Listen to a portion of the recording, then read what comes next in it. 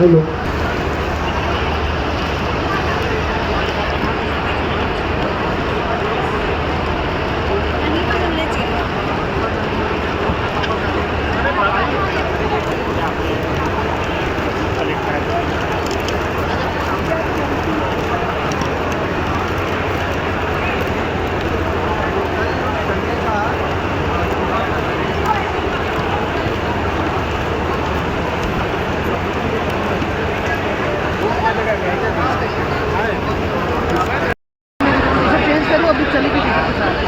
Can we please make some noise? Clap your hands.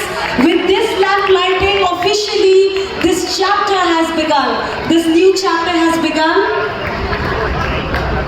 With this, we embark on a legendary journey of the 20th edition of the Tata Mumbai Marathon.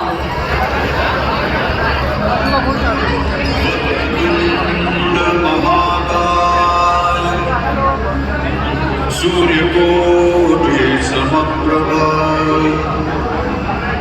निर्विघ्नं कुरु मे देव।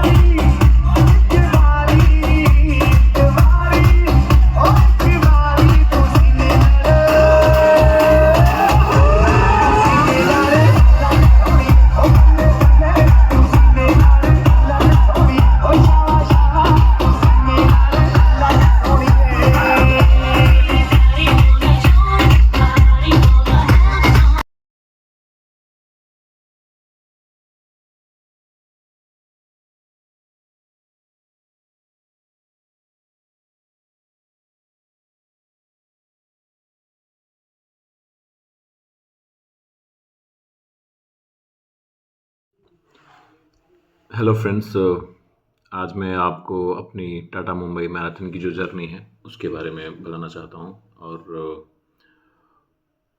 जो race के दौरान मैंने problems face की वो अपनी learnings आपके साथ शेयर करना चाहता हूँ, ताकि अगर आप मैराथन दौड़ना चाहते हैं तो आप मेरे एक्सपीरियंस से कुछ सीख पाएँ।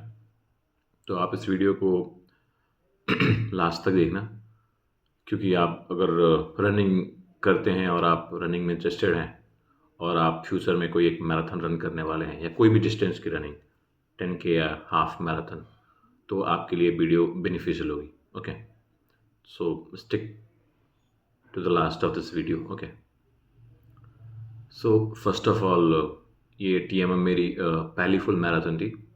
इससे पहले मैंने कोई भी ऑफिशियल फुल मैराथन चाहे अनऑफिशियल फुल मैराथन मैंने रन नहीं की थी. तो जब मैराथन की बात आती है तो marathon itself, this distance is a very big thing. 42.2 kilometres run करना विदाउट रुके हुए continuously, it's a big challenge, it's a beast if you have not prepared well. Okay, तो इससे पहले मैंने हाफ मैराथन रन की थी, लखनऊ हाफ मैराथन, जिसके चिप टाइम की बेसिस पे मैंने मैराथन ये रन की.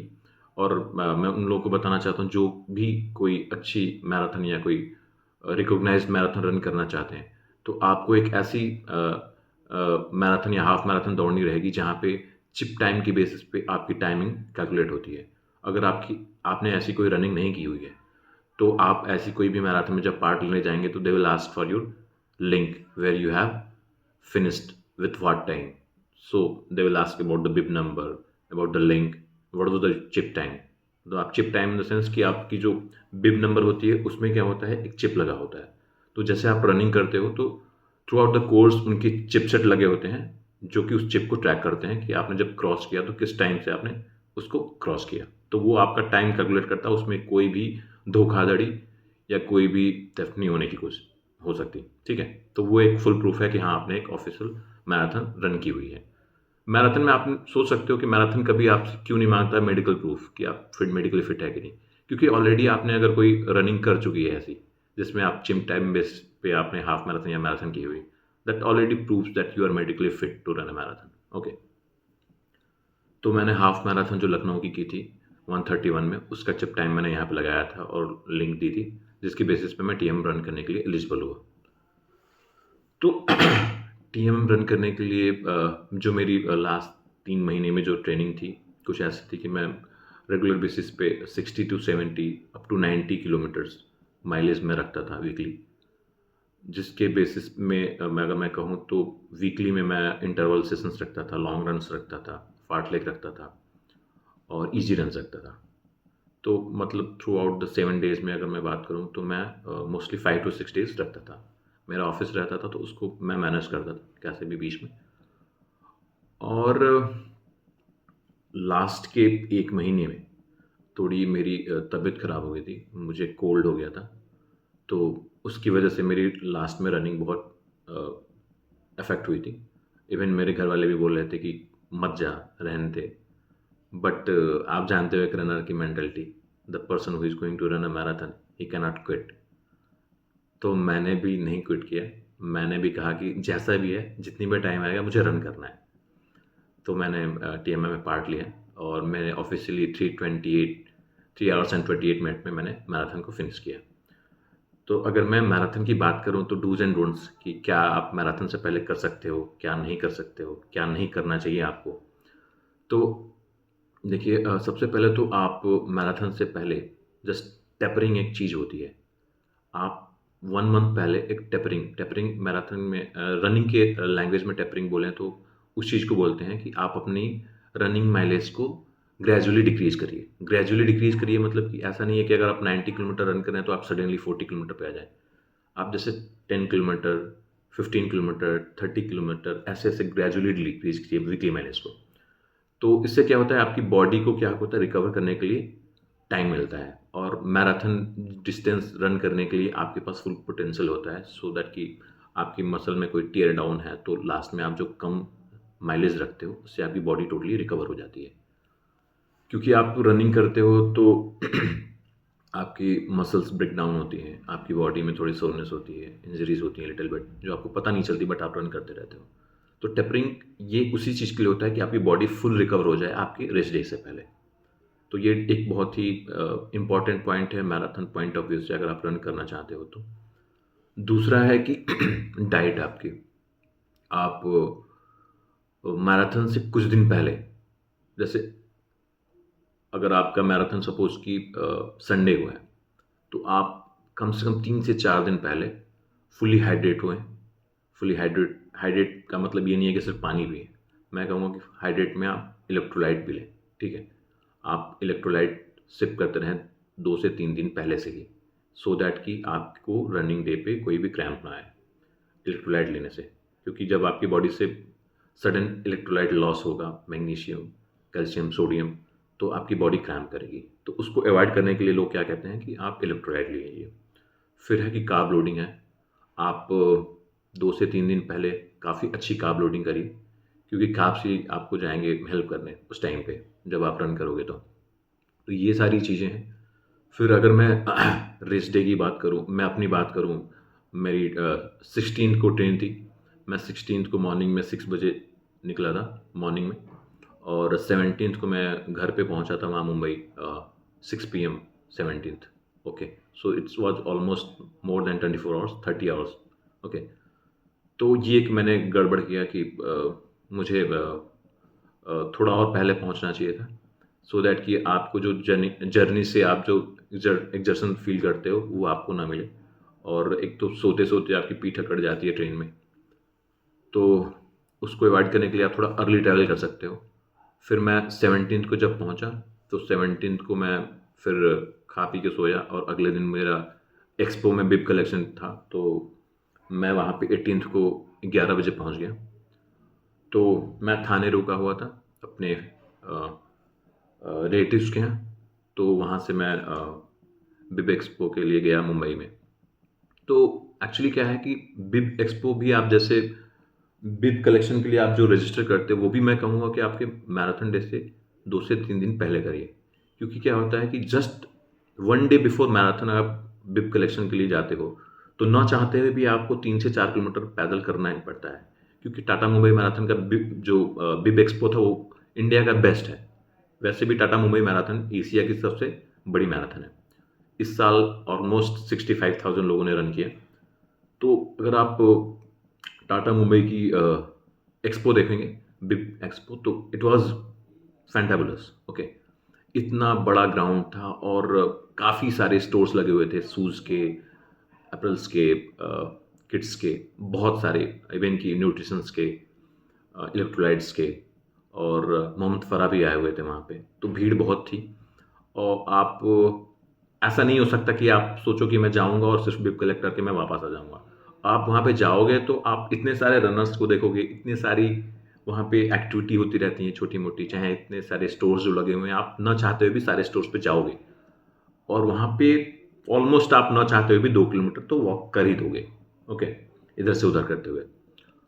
और वैसे भी बिब लेने के लिए वहाँ पे आपको लाइन लगानी पड़ती है काफ़ी, तो वो टायरिंग है थोड़ा, आपको 2-3 घंटे फिट पे रहना ही पड़ेगा वहाँ पे। फिर मैं बिब कलेक्ट करके ऑलमोस्ट 2 बजे निकला अपने होटल के लिए। मैं होटल पे पहुँचा तो मैंने क्या सोचा कि मैं जैसे अर्ली मॉर्निंग 19th को मेरी मैराथन थी, तो मैं 2 बजे उठने के लिए कुछ खाने के लिए मैं सोचा कि मैं ब्रेड एंड जैम ले लेता हूँ जाके बाहर।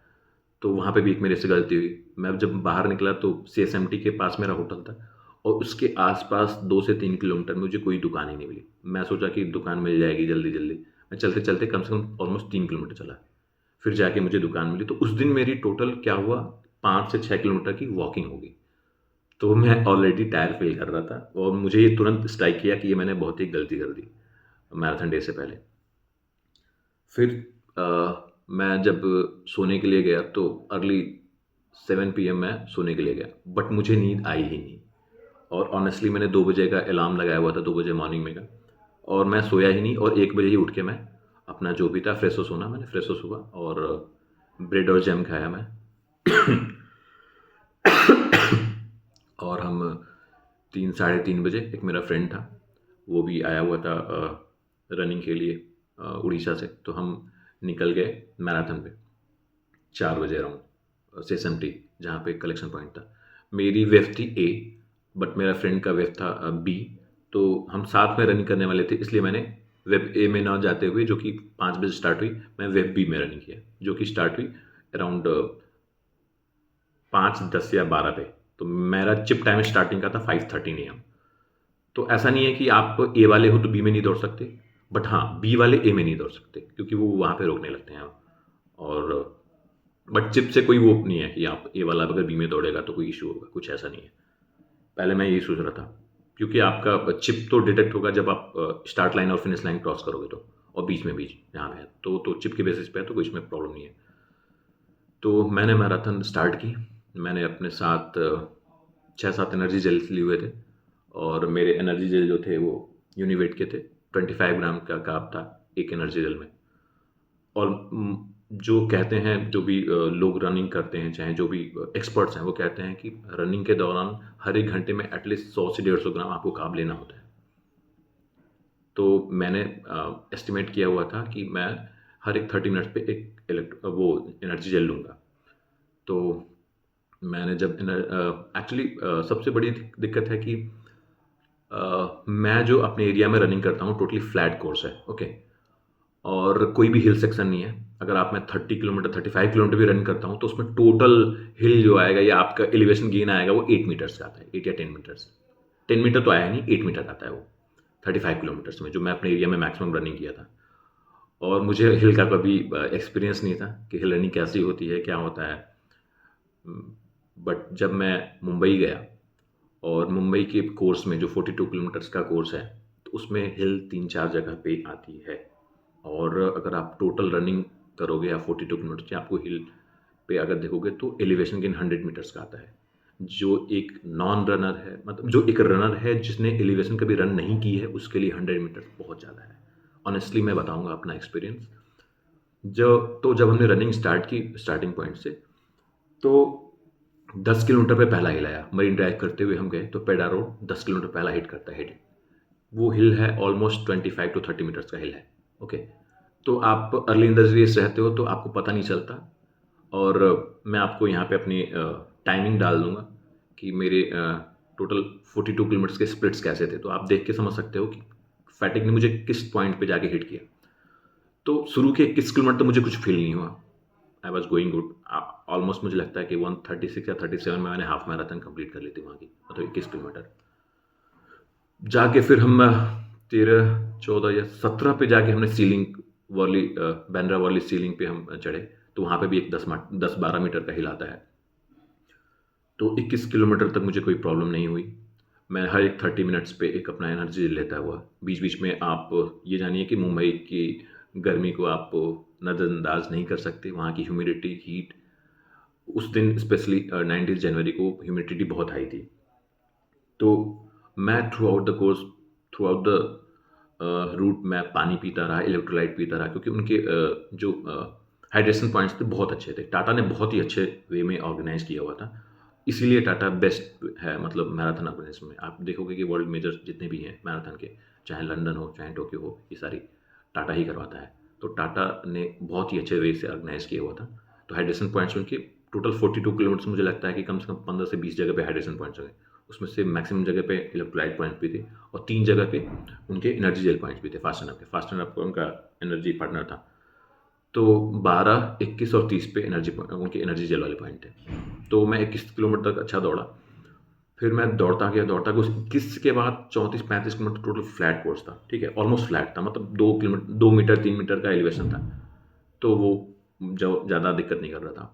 बट जैसे ही मैं 30 किलोमीटर के बाद पहुंचा, मुझे फैटिग ने, मतलब आप कह लो तो कि थकान ने मुझे हिट किया।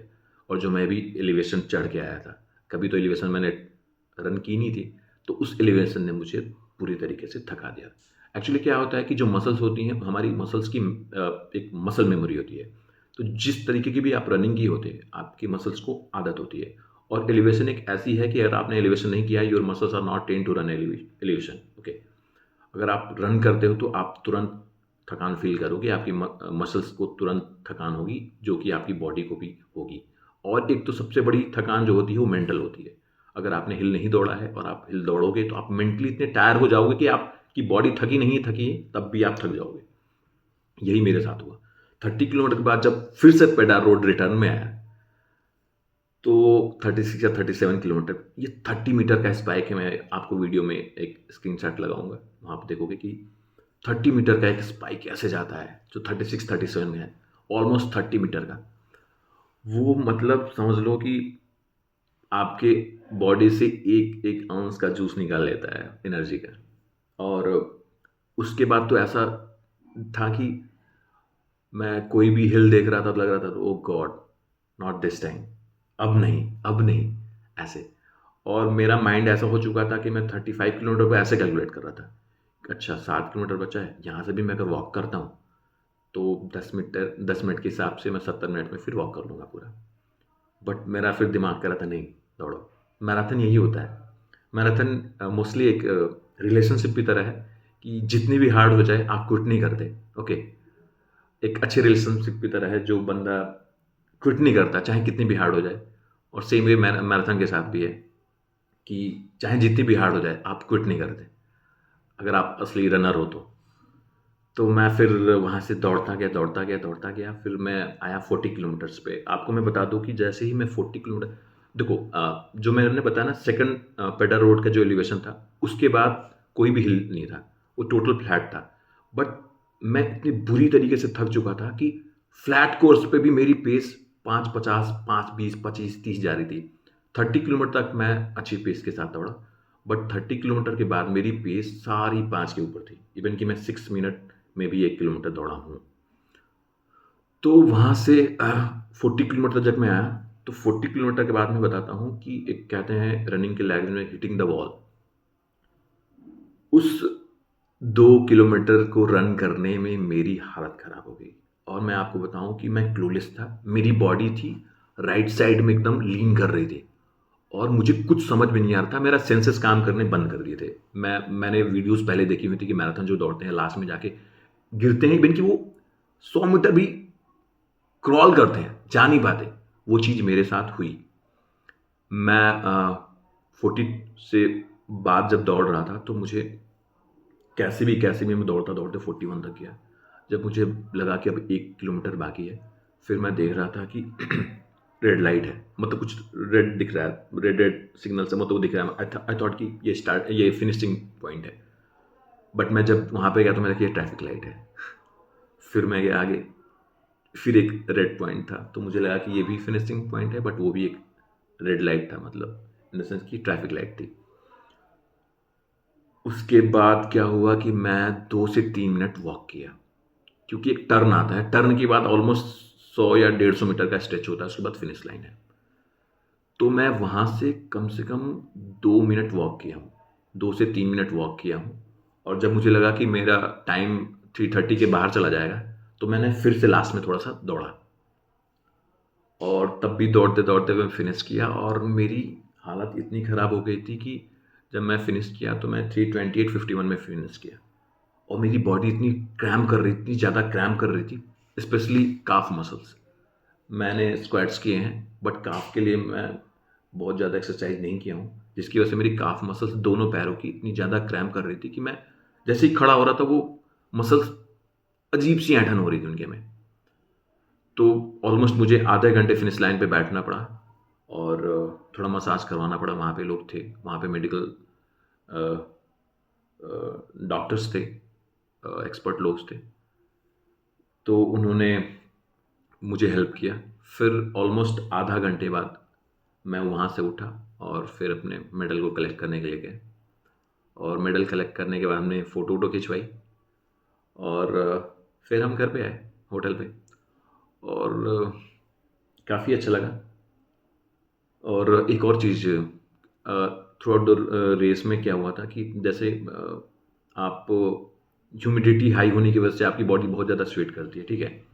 और स्वेट नहीं भी करे तो क्या होता है कि जब आप 42 मिनट की रेस करते हो ना तो आपके निपल्स ना कट जाते हैं, आपके कपड़े से वो रब करके आपके निपल्स कट के ब्लीड करने लगते हैं। मेरे दोनों निपल्स कट के ब्लीड कर रहे थे।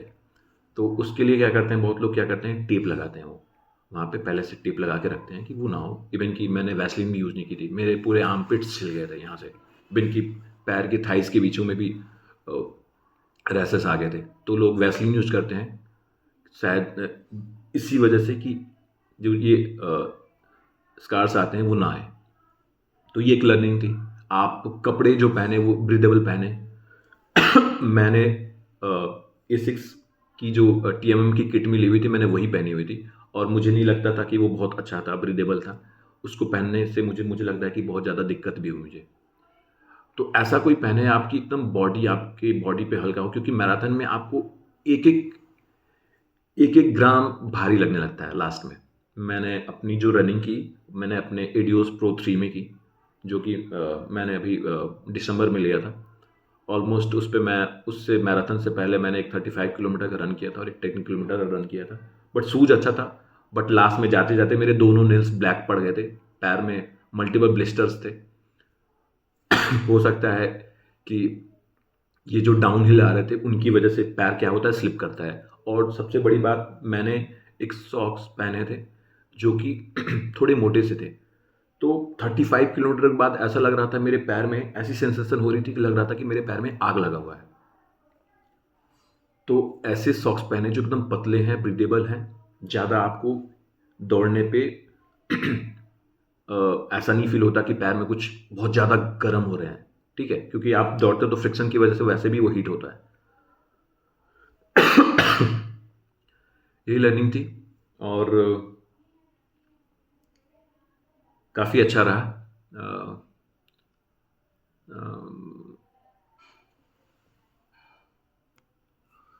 तो गाइस, मैं अपनी वीडियो को यहीं पे फिनिश करता हूँ, क्योंकि बहुत लंबी वीडियो हो चुकी है। बहुत लोग देख भी नहीं पाएंगे इतनी लंबी वीडियो, मुझे नहीं लगता है। बट हाँ, मुझे बनानी थी वीडियो, अपना एक्सपीरियंस शेयर करना था आपके साथ TMM का। आई होप आपको वीडियो अच्छी लगी हो, आपको कुछ नॉलेज मिली हो मेरे एक्सपीरियंस से। तो thanks guys, thanks for watching. अगर आपको वीडियो अच्छी लगी हो तो आप प्लीज़ सब्सक्राइब करिए और कमेंट करिए।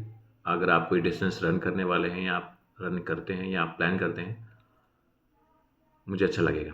Thank you.